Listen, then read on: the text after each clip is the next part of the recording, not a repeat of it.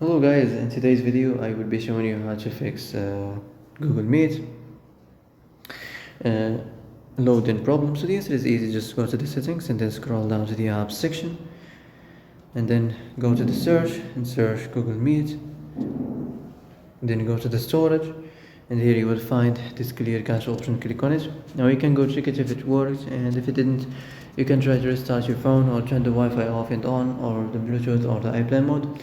Also you can try to clear data, but be careful. If you clear data, all these applications data will be deleted. This includes all files, the settings, the accounts, the databases, etc. So be careful if you want to clear your data.